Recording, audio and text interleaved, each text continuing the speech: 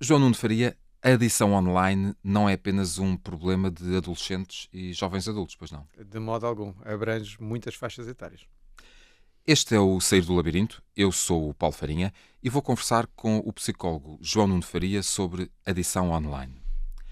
É psicólogo clínico, tem uma pós-graduação em psicoterapia com crianças e jovens e formação complementar em adição aos videojogos, redes sociais e ciberbullying. E esta é uma particular área de interesse e investigação do meu convidado. É atualmente coordenador do Núcleo de Intervenção no Comportamento Online no Centro Clínico PIN, Partners in Neuroscience. João Nuno Faria, obrigado, obrigado pela sua disponibilidade. Aquela frase, o meu filho está sempre agarrado ao computador, continua a fazer sentido, mas também já se ouve muito. O meu pai está sempre agarrado ao computador, a minha mãe está sempre agarrada ao computador, a minha mulher está sempre agarrada ao computador. Ah, foi-se ouvindo cada vez mais. Eu acho que se passou a ouvir, sobretudo, a partir de 2020, com a chegada da pandemia. Trouxe uma mudança muito significativa no panorama no que trata a questão clínica da problemática com videojogos, smartphones e tudo o que envolve esse tipo de aparelhos. Hoje em dia está reconhecido como um verdadeiro problema. Há um que está definitivamente identificado pela ciência, outros estão a concorrer para se tornar verdadeiras evidências científicas, evidências clínicas. O que já está encontrado como problemático, o jogo a dinheiro online e o videojogo, O o gambling, o gambling gaming. e o gaming. E já existe agora uma tentativa de acumular evidência no que toca a fenómenos como redes sociais e o cyberbullying propriamente dito.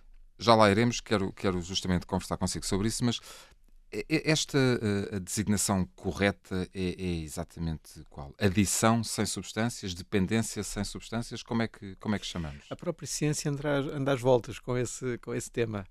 Tem sido uma certa confusão e isso tem trazido um adiamento, diria eu, de consolidação de conhecimento e de consolidação de estratégias de como lidar com a situação, o maior consenso de todos o que existe, todas estas problemáticas que falámos serão consideradas como dependências sem substância, propriamente dita, ou também chamadas dependência de processo, em contraste com as dependências que trazem com elas uma substância claramente identificada do ponto de vista no álcool ou Porque neste no caso é uma tabaco, dependência de um comportamento. de uma relação na realidade problemática com um determinado comportamento ou com um padrão comportamental propriamente dito. Portanto, aquilo que será mais correto de ser dito será uma dependência comportamental associada ao comportamento online, nomeadamente ao nível do jogo a dinheiro ou ao nível Ou dos do videojogos. videojogo. O jogo a dinheiro é um problema há muito documentado, ainda Uhum. antes de haver internet já havia Certo. um problema muito documentado com o jogo a dinheiro, a possibilidade de o fazer a partir de casa ou no telemóvel, que naturalmente terá piorado as coisas, mas gostava de lhe falar sobretudo de outro tipo de problema que está documentado e que está cientificamente estudado, que é justamente a questão do gaming, dos Certo. videojogos. Até porque possivelmente será aquela em que os nossos ouvintes e as pessoas que nos estão a ver mais encontrarão pontos de ligação com a sua própria história, com a sua realidade familiar. Estima-se que haja 3 mil milhões de jogadores de videojogos no mundo. Quantos destes terão um problema de dependência? Hum. Sabe-se? Bom, a pergunta é ótima. A estimativa de número de jogadores de videojogos continua a crescer e, portanto, estima-se que este ano, em 24, já suba para mais perto dos 3,5.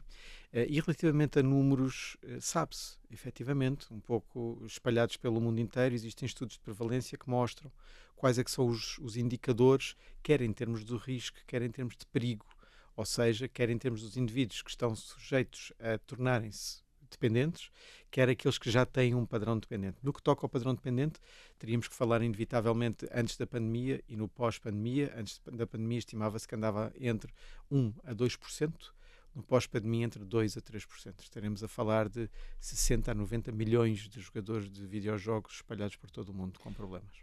Que têm, que querem passar níveis, querem recuperar os pontos perdidos, querem defrontar aquele adversário que entretanto entrou e que está a conquistar, está a subir bastante no ranking, que querem estar sempre atualizados em torno dos jogos novos. É uma indústria muito apelativa também, também por isso.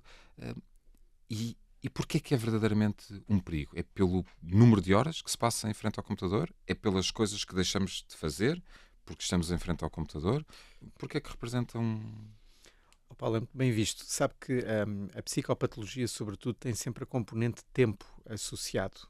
No caso dos videojogos é um pouco problemático, porque um tempo em frente a um ecrã não tem que ser obrigatoriamente um tempo negativo. Não é? Pensemos nos nossos próprios tempos, não é? Na maioria das pessoas que está em frente a um smartphone, que está em frente a um computador, o Paulo está em frente a um computador. Será que isto está a contabilizar para o seu tempo de ecrã? Será que se ficar aqui 45 minutos, uma hora, se isso conta para excesso? Não estará tanto aí, estará mais na forma como o indivíduo se relaciona com a experiência em si. E de facto existem um conjunto de critérios que nos ajudam a distinguir, a separar aquilo que será um comportamento problemático de um comportamento até saudável e com autênticos benefícios. É uma espécie de checklist que ajuda os psicoterapeutas a identificar se há ali um problema ou não? Certíssimo. Existem aqui duas grandes valências de checklists, uma mais da linha americana, que é mais extensa, mais compreensiva, e uma mais da linha europeia, que é mais curta, mas que inclui mais indivíduos dentro da sua categorização. De acordo com estas checklists, nós conseguimos perceber se o indivíduo tem uma relação problemática com o videojogo, ou está em risco, ou é saudável. Essa checklist, há uma questão que eu gostava de lhe colocar, que tem a ver com sinais de alerta. Como é que se pode reconhecer que este comportamento pode vir a ser, ou este processo pode vir a ser um problema? Cruza-se com essa checklist? É exatamente essa checklist. Ou seja, esta checklist, mais extensa, fala de 9 indicadores a que o indivíduo deve estar atento. Muitas vezes o indivíduo não reconhece o seu problema, portanto pode não ser o melhor indicador, o melhor observador, não é? Aqui aplica-se muito bem o ninguém é bom juiz em causa própria. Portanto, familiares, professores, amigos, colegas, Portanto, o autocuidado aqui às vezes já é difícil de se conseguir. É muito difícil de percepcionar. E, portanto, olhando para estes 9 sinais, nós conseguimos perceber que se a pessoa tem pelo menos 5 deles, 5 ou mais, tem um problema. Se tem entre 1 a 4, está em risco de vir a desenvolver um problema. Se não tem nenhuma dessas manifestações, pode continuar a jogar e desfrutar dos benefícios que os videojogos dão. E quais são? Tem ideia? Tenho mesmo a ideia, tenho que ter. Portanto, vamos enumerá-los. Primeiro, uma preocupação excessiva com o videojogo. O segundo será uma reação muito forte, muito negativa, ou de raiva ou de tristeza, face à ideia de parar o videojogo ou de estar ausente da experiência de videojogo. O terceiro sinal será uma necessidade cada vez maior de estar em contacto com o videojogo para se sentir saciado com essa experiência, que será o que se chama de tolerância. Fazer tentativas de diminuir o videojogo, a prática de videojogo, mas não ser bem sucedido nisso. Perder outros interesses. Mesmo perante a evidência de tantas consequências negativas, permanecer no padrão negativo. Mentir em relação ao tempo de jogo. Utilizar o videojogo para ultrapassar certas emoções difíceis de processar no dia-a-dia. E a última, a nona, entrar em conflito ou chegar mesmo a perder relações significativas com pessoas importantes da sua vida. E quem nos esteja a ouvir, ou a ver, porque estamos a gravar também esta entrevista em vídeo, e se encontrar 4 ou mais destes sinais no seu pai, na sua mãe, no seu filho, deve ficar preocupado, deve sentir que há aqui uma questão e que temos que abordar e devemos falar sobre ela? Certo. A vida não são estas caixas conceptuais que nós fazemos. A partir dos 5 é problemático realmente, até aos 4 é de ficar atento.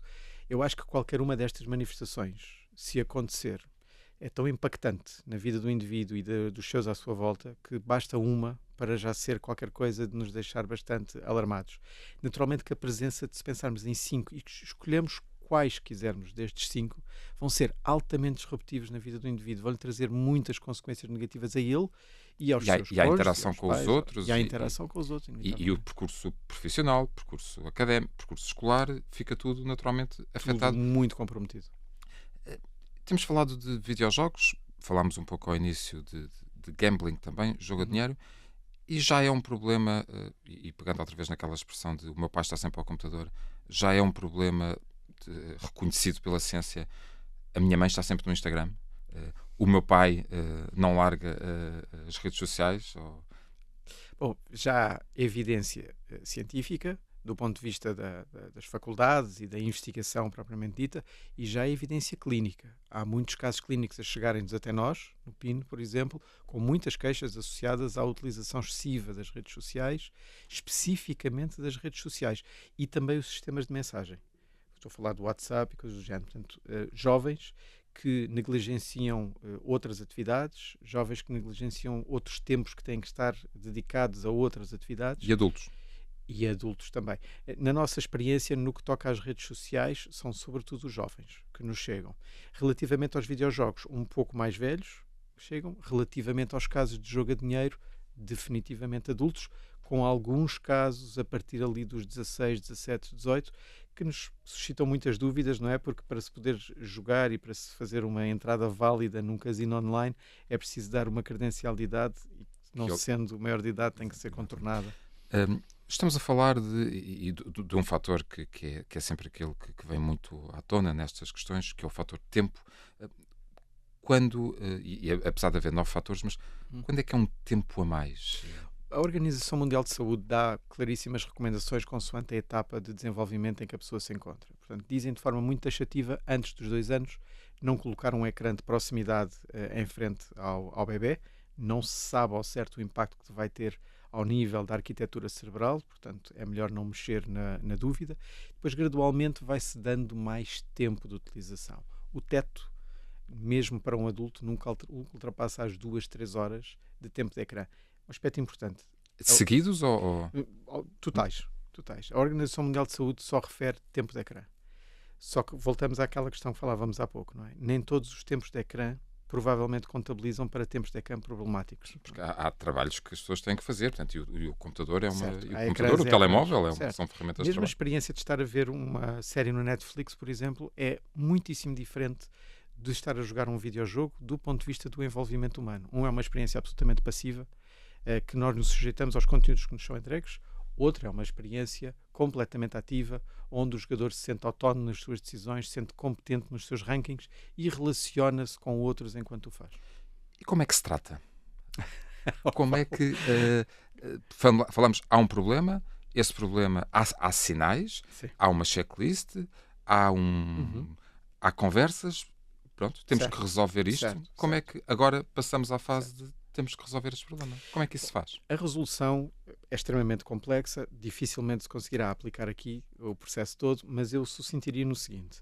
Eu acho que a intervenção com o indivíduo com esta problemática será um caminho que começará na consciência do problema que tem, em capacitar o indivíduo para implementar as mudanças que precisa de fazer no seu dia-a-dia para lidar com isto, implementá-las e depois lidar com todas as conquistas que fez, tendo sempre como pano de fundo um dos aspectos mais cruciais e mais temidos da terapia, que é a possibilidade da recaída, que nos modelos de intervenção nas dependências está contemplado como um passo que necessariamente irá acontecer e que deve ser trabalhado, antecipado com o paciente, que vai. Sendo que aqui acresce um problema, e da pesquisa que fiz para preparar esta entrevista, é que, tratando-se de um comportamento, não é possível retirar o acesso da pessoa, e tratando-se de um computador, neste caso, é isso que eu queria dizer, não se pode retirar o acesso. Portanto, não, sendo um telemóvel, O Paulo está a trazer uma temática que é, de facto, um ponto de decisão no que toca aqui às abordagens da intervenção. O grande debate entre uma abstinência total ou uma abstinência parcial, e mesmo aplicando-se uma abstinência total, que não é a intervenção de primeira linha por ser tão difícil realmente privar o indivíduo dos ecrãs, existe essa possibilidade, mas a logística que é necessária para garantir que a abstinência total é realmente concretizada é muito difícil e tem que ser muito bem trabalhada. O indivíduo terá mesmo que ficar privado de grande parte da sua experiência eletrónica. O que significa que há um problema, há muitas horas passadas em frente a um ecrã, e na sua prática clínica presumo que lhe cheguem pessoas com 16 horas, 20 horas... 23 horas terá sido o caso mais crítico que eu acompanhei ao longo destes anos. 23 horas ininterruptas de videojogo, com tudo o que havia para fazer a ser feito no sítio onde estava enquanto jogava. Estou a falar alimentação. Estou a falar faltar à escola, não é? Também houve um consentimento para isso, e estou a falar em idas à casa de banho, em não idas à casa de banho, porque o que era para fazer foi feito no próprio sítio onde estava a jogar. Ao entrar num processo terapêutico e ao dar-se início a um acompanhamento, o processo terapêutico é um palavrão, vamos ao psicólogo. Precisas de ajuda e o psicólogo pode-te ajudar. Hum, É um processo que demora quanto tempo? Ou pode demorar quanto tempo? A minha experiência em clínica não começou por aqui, não é? Comecei com outro tipo de patologias, mais do domínio emocional, e em termos de tempo é uma diferença muitíssimo grande. Estamos a falar aqui de processos que têm um conjunto de etapas que, inclusivamente, não estão presentes em muitos outros tipos de acompanhamentos. Por exemplo, numa perturbação da ansiedade, numa perturbação do humor, é bastante expectável que o próprio indivíduo sinta as consequências negativas do que se está a passar com ele e haja toda uma mobilização do próprio para fazer o seu processo de mudança. Na maior parte dos nossos pacientes, a maior parte dos nossos pacientes não são pacientes voluntários. E não reconhecem que há um problema. E não reconhecem que é um problema. Por isso, o Paulo disse uma frase muito interessante, disse, tu tens um problema, vais procurar ajuda. Nestes casos, é tão impactante ao nível da família, estamos a falar de crianças, jovens ou adultos, é tão impactante ao nível da família que não é tu tens um problema, é nós temos um problema, nós vamos procurar ajuda. Até porque não raras vezes, se não sempre, inclusivamente, a família é incluída no processo de tratamento do indivíduo. E essa resistência que por vezes se encontra, presumo que não seja rara, demora muito tempo até se vencer? Depende de indivíduo a indivíduo, naturalmente. Existem metodologias já estudadas para promover a deslocação do indivíduo para um estado que se chama de pré-contemplação, ou seja, que nem perspectiva o problema, para um estado de contemplação. Depende das resistências do próprio indivíduo, depende da estrutura do indivíduo, depende se o indivíduo tem outro diagnóstico comórbido a concorrer, um conjunto de variáveis que podem atrasar esta transição ou até facilitar a passagem para o próximo passo. Então, mas João Faria, e tentando não cair novamente no erro que eu disse há pouco, tu tens um problema, do apontar o dedo, mas nós temos um problema e precisamos de ajuda, há uma questão que foi identificada, há um número excessivo de horas, enfim, há vários pontos dessa checklist que referiu há pouco. Dá-se início a um acompanhamento, e cada caso é um caso, e portanto não há dois pacientes iguais, mas ao fim de quanto tempo em média se pode esperar? Não, é impossível dizer? Olha, Paulo, habitualmente o que se diz globalmente na psicoterapia, sobretudo na abordagem cognitivo-comportamental, que é a que nós tomamos como referência, estima-se que os casos, independentemente da patologia, tenham uma duração de 12 sessões. Não é? Nestes casos, estamos longíssimo de 12 sessões. São tão enraizados, são tão graves e já passou tanto tempo desde que os primeiros sinais apareceram até de conseguir-se trazer o jovem adulto ou adulto à clínica, à consulta, que isto está tão enraizado no indivíduo que demora anos a ser trabalhado todo o processo de desembranhar este novelo tão complexo que gerou, porque há sempre muita justificação para tudo isto ter acontecido, não é? E quando fala de uma abordagem cognitiva-comportamental, refere-se a uma abordagem que trabalha justamente sobre os comportamentos, sobre a exposição sobre os comportamentos, os pensamentos e as emoções do indivíduo e, sobretudo, nestes casos em particular da problemática da adição aos videojogos, as suas necessidades psicológicas.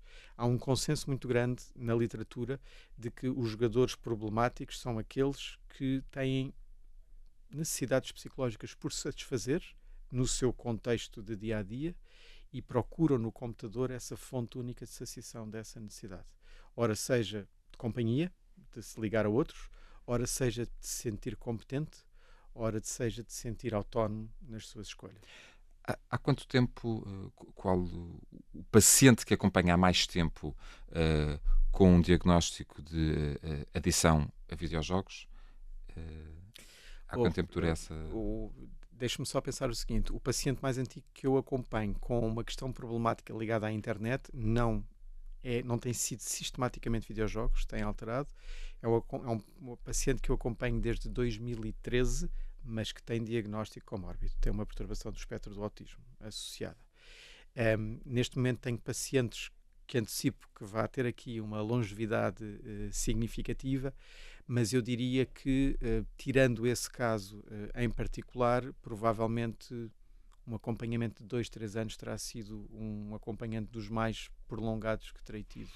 E após a alta, após se considerar entre o psicólogo, a família e o próprio paciente, a família tratando-se de um menor, ou portanto o próprio paciente sendo um adulto, depois há necessidade de um acompanhamento, de um follow-up, de voltar cá passado algum tempo para ver como é que as coisas estão? A prática do follow-up é muito comum em psicologia clínica. Neste caso também não é exceção. É importante ir verificando e, sobretudo, capacitar o indivíduo para antecipar, por um lado, gatilhos que o possam trazer de volta à mesma situação ou indicadores que estejam presentes no seu dia-a-dia que possam dar a entender que o padrão está a ser recuperado outra vez.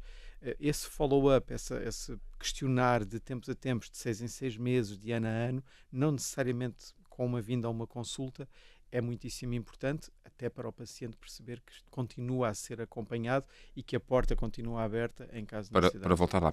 E há casos em que, com um diagnóstico de dependência de videojogos ou dependência de utilização da internet, há necessidade de, além de um acompanhamento psicoterapêutico, de haver também um acompanhamento psiquiátrico e, por vezes, também de medicação? Sim, sim. E não raras vezes, terei que dizer, porque, como dizia há pouco, a complexidade por trás deste comportamento traz um conjunto de variáveis que não são só ou exclusivamente psicológicas. Não é? Também há um conjunto de variáveis muitas vezes orgânicas. Estão aqui por detrás, muitas vezes, perturbações emocionais que não estão a ser abordadas de frente precisamente porque o videojogo está lá para ampará-las, é? Para as camuflar.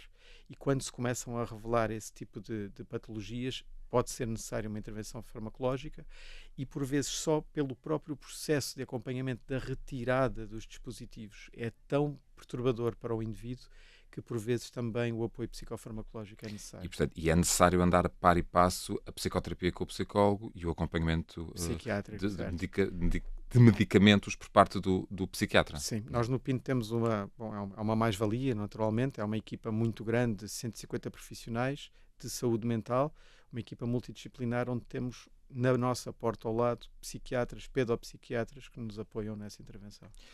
João Nuno Faria, chegámos ao fim do nosso tempo. Quero agradecer a sua disponibilidade para nos explicar um pouco mais e para conversarmos um pouco sobre o que é esta edição online e, em particular, aos videojogos sobre que falamos.